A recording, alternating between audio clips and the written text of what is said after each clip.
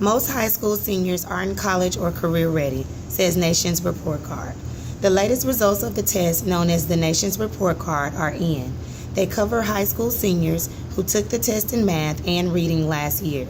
The numbers are unlikely to give fodder either to educational cheerleaders or alarmists. The average score in both subjects was just 1 point lower in 2015 compared with the last time the test was given in 2013. This tiny downtick was statistically significant in mathematics, but not for the reading test.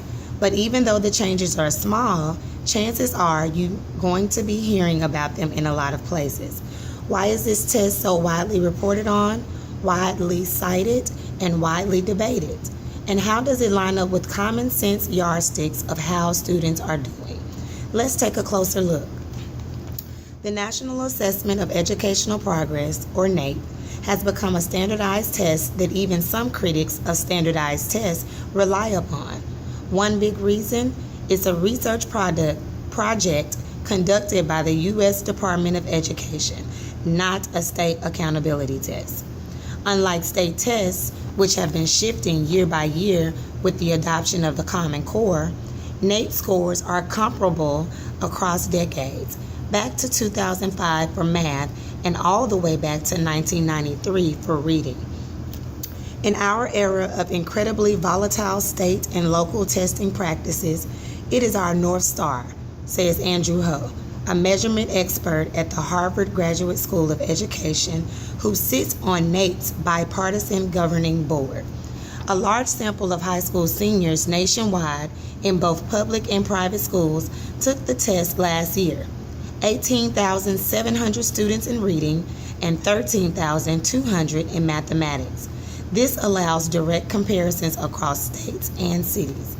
And the absence of consequences for schools or teachers means students are not typically prepped or drilled to take the test, which potentially makes it a more useful measurement of student achievement than some state tests. But what do NAEP scores mean?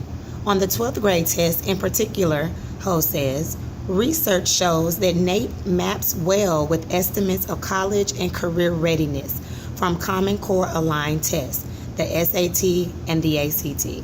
According to research by Ho and others, just under 40% of students score at college and career ready levels on NAEP.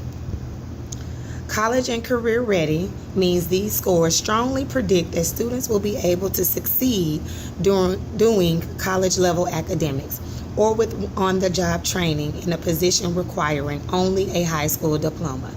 That seems clear enough, except when you realize a couple of things.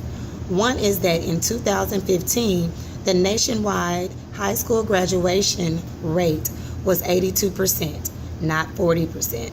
That leaves a potentially large group of kids who got diplomas but who weren't ready to succeed in college.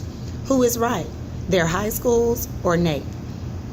I think the charitable view is that graduation is not just reading and math, says Ho, meaning that high school diplomas also include